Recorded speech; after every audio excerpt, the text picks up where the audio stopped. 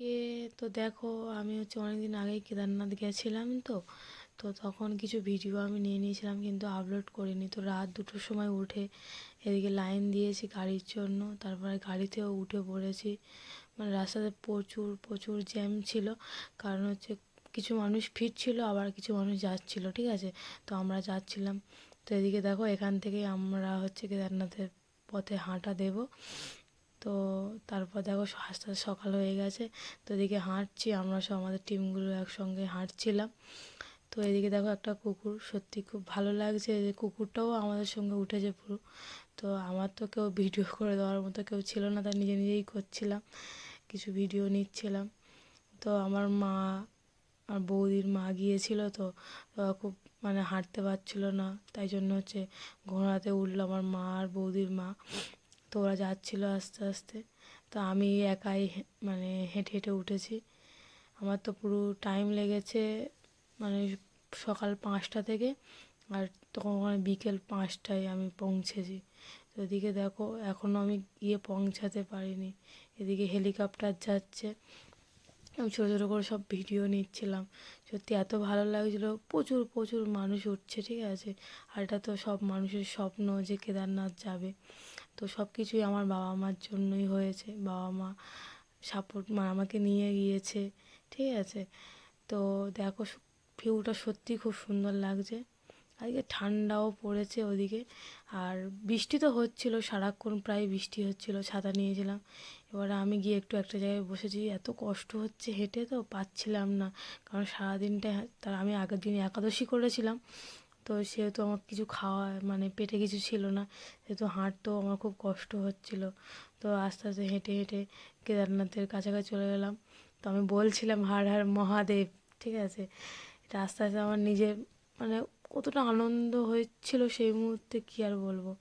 তো তারপর এদিকে দেখো যে হেলিকপ্টারটা মানে এখান থেকে ছাড়ছে, যারা এখান থেকে নেমে যাচ্ছে তাদেরকে মানে দিয়ে আসছে, ঠিক আছে। হেলিকপ্টারে তো আসা সবার পক্ষে সম্ভব নয়, এবার প্রচুর প্রচুর মানে টাকা নেয়, ঠিক আছে। আর এদিকে দেখো কাঁধে করে কি কষ্ট করে মানুষকে নিয়ে যাচ্ছে। সত্যি এরা খুব কষ্ট করে মানুষকে নিয়ে যায়, ঠিক আছে। তো তারপরে এদিকে দেখো হেলিকপ্টারটা আস্তে আস্তে আস্তে আস্তে উঠছে, কি ভালো লাগছে ভিউটা, সত্যি বলছি। আমি তো নিজেই গিয়েছি, অনেকদিন পরে ভয়েসটা দিচ্ছি। আমি তো কোনোদিন ভাবিনি যে এই ভিডিওটা ফেসবুকে আপলোড করব। তো করে রেখেছি, ভাবলাম করে দিই, জীবনে হয়তো কোনোদিন যেতেই পারবো না, সেই হিসাবে করে দিলাম। তো দেখো ফাইনালি চলে আসলাম, কত দূর থেকে লাইন পড়েছে, এদিকে দেখতেই পাচ্ছ, সবাই লাইন দিয়ে দাঁড়িয়ে আছে। আমার মারাও সকালবেলা গিয়েছে, যেহেতু আমার মাও লাইন দিয়ে আছে আমার জন্য। আমি গিয়ে সেই লাইনে ঢুকে পড়েছি, কারণ প্রচুর লাইন পড়েছে। তো সেই 5টার সময় মন্দির এমনিতে খুলবে, সেই হিসাবে দাঁড়িয়ে পড়েছি লাইনে। এবারে দেখো এদিকে দেখো প্রচুর প্রচুর ভিড়, সব লাইন দিয়ে আছে। এদিকে আমার মা, আমাদের বাসে সবাই গেছিলো, তারাও দাঁড়িয়ে আছে, সব একসঙ্গে আমরা এসেছি। তো তারপরে দেখো লাইন দিয়ে আছি, এদিকে আমি একটু ভিডিও বানিয়ে নিই, বলি এসেছি যখন। তো তারপরে দেখো মন্দিরে ঢুকে পড়েছি, কিন্তু এর পরে তো আর ভিডিও করতেই দেবে না, কারণ এখান থেকেই সবাই বারণ করে দিয়েছে যে ভিডিও একদমই করা যাবে না, ঠিক আছে। তাও অনেক কষ্ট করে ভিডিওটা বানিয়েছি, ভিতরে কিছু অংশ দেখাতে পেরেছি, কিন্তু দেখাতে পারিনি যে ভিতরের যে বাবার এটা করা আছে, ঠিক আছে। তো দেখো এদিকে দেখাই যাচ্ছে হালকা হালকা করে।